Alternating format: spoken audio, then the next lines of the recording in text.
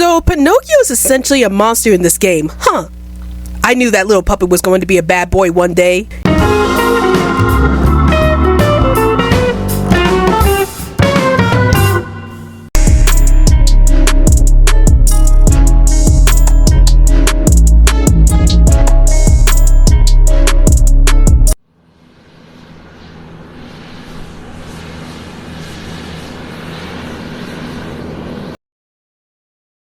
Caution!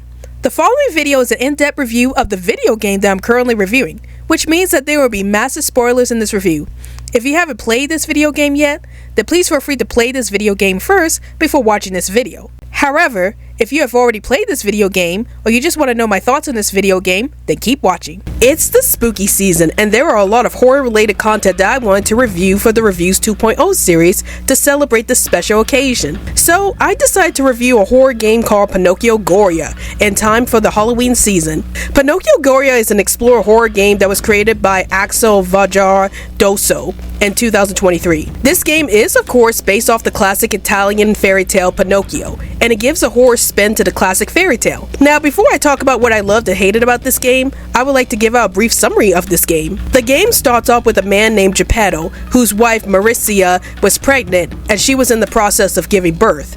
Geppetto was hoping that the baby would be a boy, so that way he would teach his son everything about marionettes. But unfortunately, Geppetto's wife ended up dying during childbirth, and she ended up giving birth to twins. One of the twins was a girl named Mia, and the other twin was a boy named Pinocchio. But tragedy struck again when Pinocchio ended up dying, while Mia survived. This greatly saddened Geppetto since he wanted a son, and because of this, he ended up treating Mia terribly for years. Years later, Geppetto decided to build a marionette that was going to be a replacement for his lost son Pinocchio, and he treated the puppet like the son he never had. 30 years later, Mia is now an adult, and it was at this point that Geppetto ends up bringing Pinocchio to life with a mysterious gem. But the gem ended up corrupting Pinocchio, and now Pinocchio wants to kill Mia. So let's talk about the things that I liked about this game. So the first thing that I liked about this game was the dark tone. Now, this isn't the first time that I've seen a darker, edgier take on the classic Pinocchio fairy tale. Before that, I had read a comic book series called Pinocchio Vampire Slayer, which was written by Van Jensen, along with artwork by Dusty Higgins. And it was about, of course, Pinocchio slaying vampires. And most recently, I have watched Guillermo del Toro's version of Pinocchio, and that was a pretty dark take on the classic fairy tale as well. Hopefully, I'll get around to doing a Reviews 2.0 video on Guillermo del Toro's Pinocchio film down the line, and I highly recommend you check out the Pinocchio Vampire Slayer comic book series if you want to see a version of Pinocchio who's basically an action hero. But despite reading and watching those darker, edgier takes on the Pinocchio fairy tale, Pinocchiogoria proved to be the darkest and most insane interpretation of the Pinocchio fairy tale that I have ever seen. Even though I was used to watching darker, edgier takes on classic fairy tales, I had never expected the direction that this game took with the Pinocchio mythos. The game still has elements from the original fairy tale, such as Pinocchio still being a puppet, Geppetto still makes marionettes, and one of the main aspects of this game was Pinocchio being brought to life. Of course, the major differences between this game's story and the story of the original fairy tale are that Pinocchio is a monster and Geppetto is a sadistic man who hates his daughter for being born and wants to bring Pinocchio back to life through terrifying means. These two main aspects of the plot made this game surprisingly horrifying to play through, and I just absolutely love the twisted nature of this game. Another thing that I liked about this game were the characters themselves. Let's talk about Mia first. You would think that with a title like Pinocchiogoria, Pinocchio would be the main character of this game. But nope! The main character of this game is none other than Geppetto's daughter, Mia. I found Mia to be a pretty interesting character because I was always curious about what would happen if Geppetto had a daughter instead of a son. But because this is a horror game and a darker twisted version of the Pinocchio fairy tale, Mia ended up being mistreated by Geppetto. It also turns out that there is something much more tragic to Mia's existence in the story, which I will talk more about later on. Mia's goal in this story is to not only unlock the secrets of her father's home, but to also get Geppetto's love. It was very sad seeing Mia getting mistreated throughout this game by Geppetto just because she's a girl. I do like that despite the fact that Mia has been mistreated by Geppetto, she still cares about him and is willing to do whatever it takes to find him, even if that means dealing with Pinocchio. Another character that I was interested in was Geppetto himself. Since this game is a darker, edgier take on the Pinocchio fairy tale, Geppetto himself is of course the villain in this game.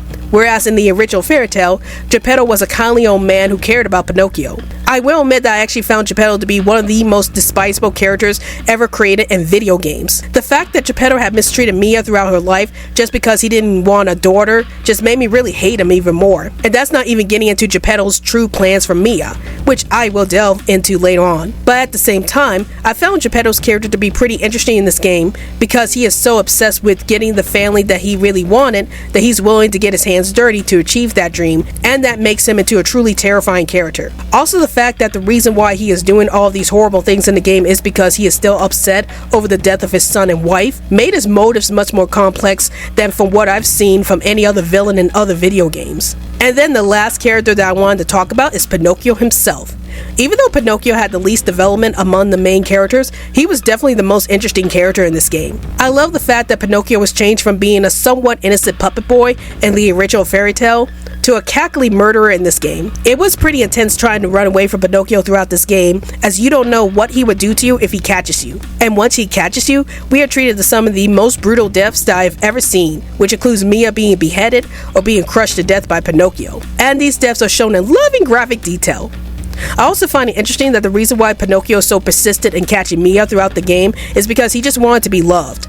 Sort of like a twisted parallel to the original fairy tale, where Pinocchio just wants to be a real boy. It does bring some depth to Pinocchio's character, and it makes him into as much of a victim of Geppetto's obsession as Mia is. And now let's talk about the gameplay. This game is described as being an explorer horror game, where the main goal of this game is to explore whatever surroundings you are in.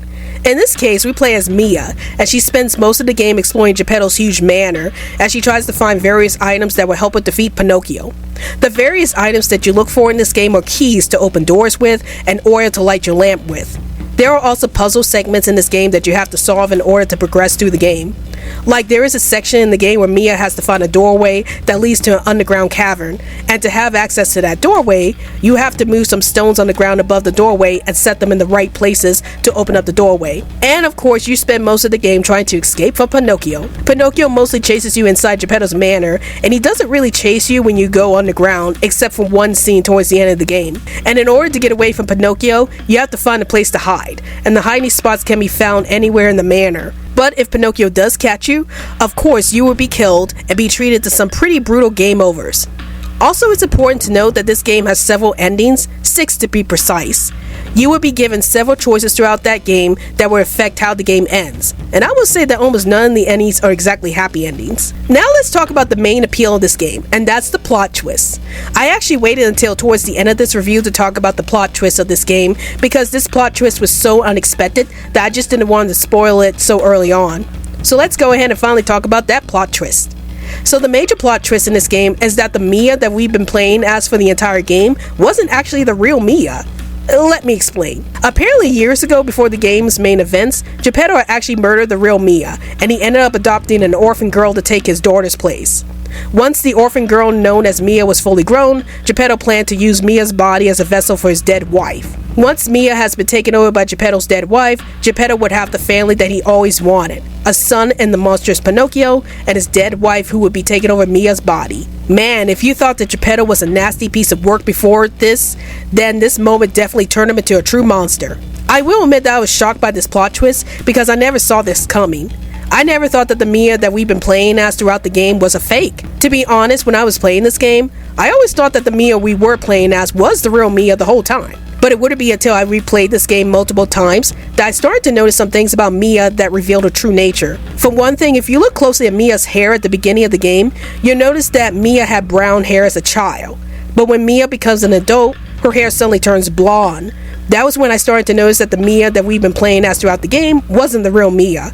I just love the way that the game put in little details in the narrative about the true motives of the characters and how you start noticing these details when you've replayed the game multiple times. Now, one of the issues that I had with this game was that the puzzle sections in this game can be a bit frustrating to get through. Now, don't get me wrong, I do like a good challenge in a game, and I will admit that I was pretty interested in the puzzle segments, but it took a long time for me to get through the puzzle segments, since I wasn't used to the gameplay when I played this game for the first time. I had to do a lot of trial and error with the puzzle segments to get through them. I especially had a lot of trouble with the puzzle segment that involved Geppetto getting the magic gem that would help him bring Pinocchio back to life. I had to figure out where to put the items into their correct places in order to get through that section of the game. Another issue that I had with this game was that I wish that we had more background history involving all of the characters. Like, I wanted to know if Geppetto had always been a terrible man, or he only became a terrible man when Pinocchio and Mia were born. And I wanted to know if Geppetto's wife was a good woman who happened to marry the vile Geppetto, or she was just as evil as Geppetto was. Also, even though I love the fact that Pinocchio in this story was a monstrous being, I wanted to see more scenes where Pinocchio first coming to life, and I also wanted to see if Pinocchio had a mind of his own before Geppetto corrupted him. Now, there is no specific rating for Pinocchiogoria, but this game is for a mature audience. According to the game's website, the game contains pixel blood, pixel violence, disturbing themes, cleavage, jiggle physics, and jump scares. This is a very accurate description of what is exactly in this game. This game does have a lot of scenes of gory violence, especially the scenes where Pinocchio kills Mia in pretty brutal ways, like decapitating Mia's head off and stabbing her in the eye with his nose. Also, there are some pretty heavy themes in this game, with the most notable being that Mia is being mistreated by Geppetto, and that can hit home for anyone who dealt with child abuse. And of course, there are some sexual images in this game, but that's as far as I could go with that. Overall, I give Pinocchiogoria a score of a 9.8 out of 10. Even though some of the puzzle sections of the game were a bit frustrating to get through, and I wish that they expanded more on the characters, this was one of the darkest and most engaging interpretations of the classic fairy tale that I have ever played. I absolutely love the darker take on the classic fairy tale, and the exploring nature of the gameplay was really fun to play through. Anyone who wants to play a video game that's based off the famous Pinocchio fairy tale and want a darker, edgier take on the classic Pinocchio fairy tale should definitely check out this game. Hope you enjoy my review of Pinocchiogoria. Hey guys, like this video? If you want to check out more crazy content from this channel, then please hit that big old colorful subscribe button. And if you're feeling extra generous, then please support me through Patreon so I can make more awesome content for this channel.